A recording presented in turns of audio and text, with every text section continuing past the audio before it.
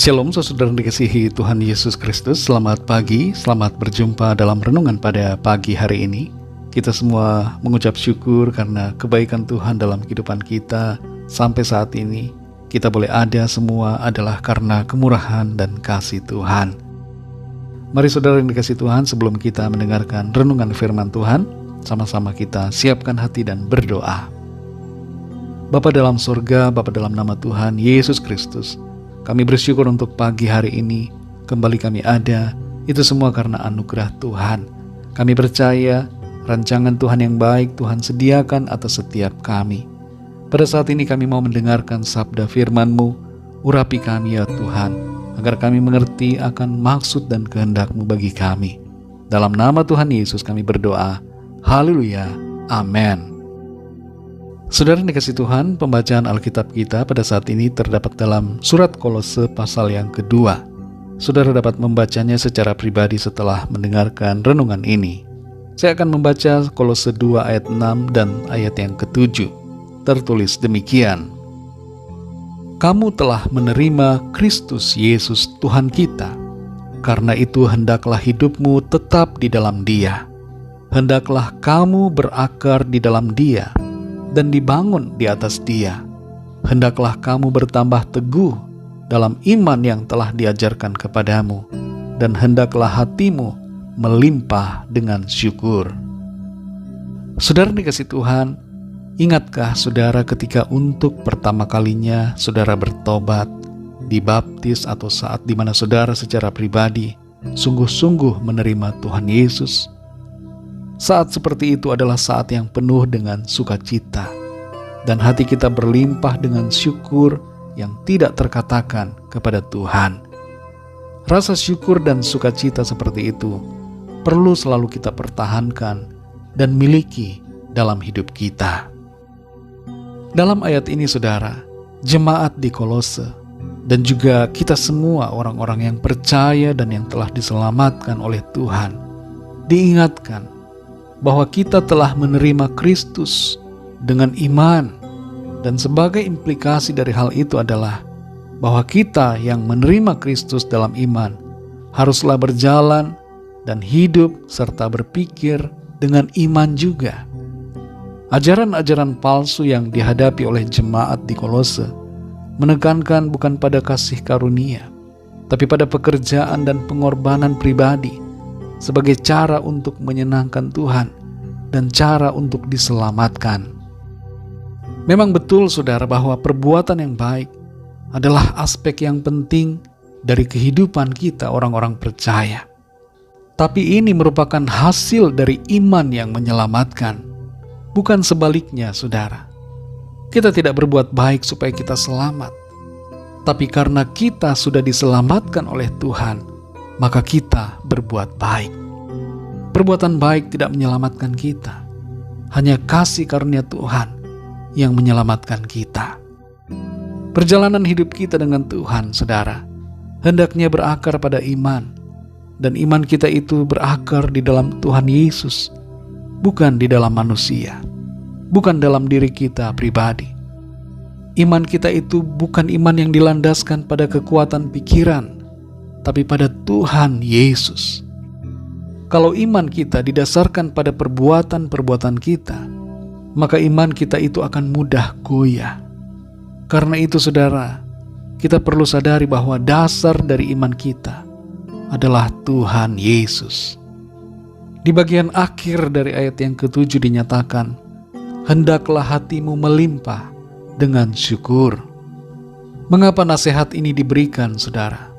Karena seringkali terjadi bahwa kita yang sudah percaya dan menerima anugerah keselamatan dalam proses perjalanan iman mengalami banyak tekanan, masalah dan tantangan yang membuat kita menjadi terbeban dan akibatnya lupa untuk bersyukur. Berbagai situasi dalam hidup dapat membuat kita kehilangan sukacita karena kita terfokus kepada perkara yang di bumi ini. Padahal saudara, keselamatan merupakan perkara yang paling berharga bagi kita. Dan keselamatan itu seharusnya membuat kita selalu bersyukur. Tapi pada kenyataannya, masalah dan persoalan hidup lebih sering membuat kita terfokus pada keadaan, bukan pada keselamatan yang dari Tuhan. Tapi saat ini saudara, kita kembali diingatkan untuk hidup selalu mengucap syukur. Saudara dan saya sesungguhnya adalah orang-orang yang paling berbahagia. Kenapa saudara? Karena kita telah diampuni dan kita telah diselamatkan oleh Tuhan. Kuasa darah Kristus di atas salib telah menebus segala dosa kita, mengampuni dan menyelamatkan kita. Karena itu saudara, mari kita mengucap syukur kepada Tuhan.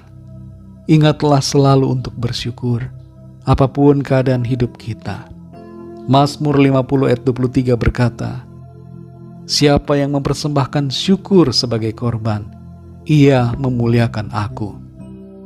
Bersyukur berarti memuliakan Tuhan. Dan ini berarti bersyukur merupakan sesuatu yang indah dan perlu untuk selalu kita lakukan. Mari bersyukur saudara, karena itu menyenangkan hati Tuhan. Mari kita berdoa.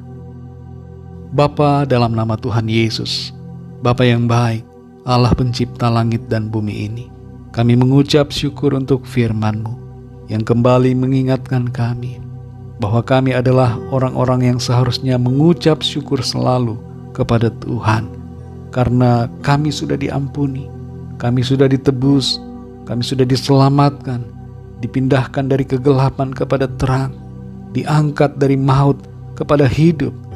Tuhan sudah melimpahkan kami anugerah yang sungguh luar biasa.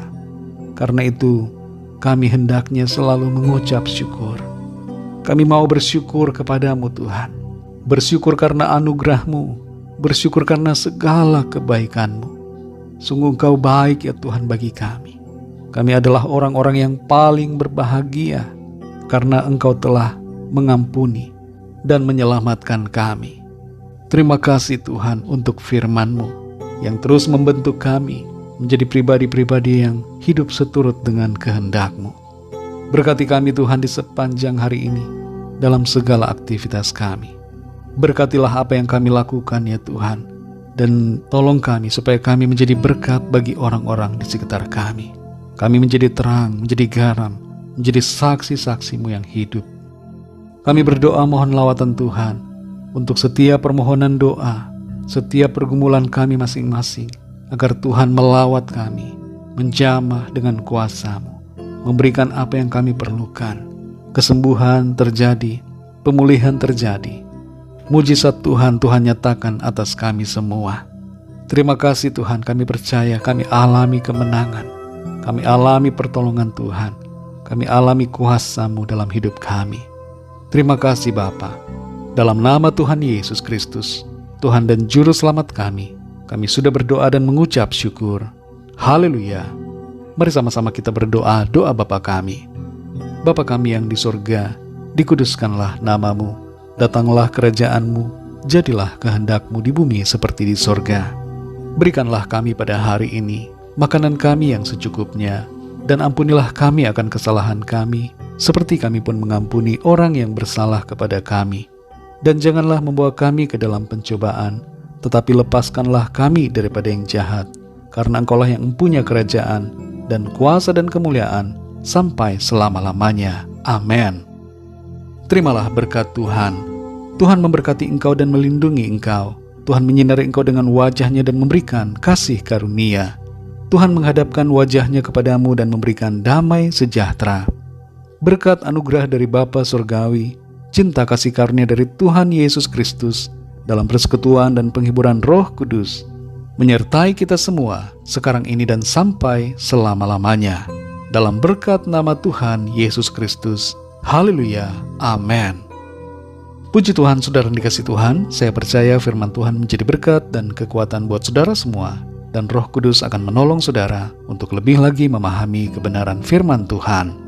Tuhan Yesus memberkati saudara semua. Sampai jumpa dalam renungan yang berikutnya. Haleluya.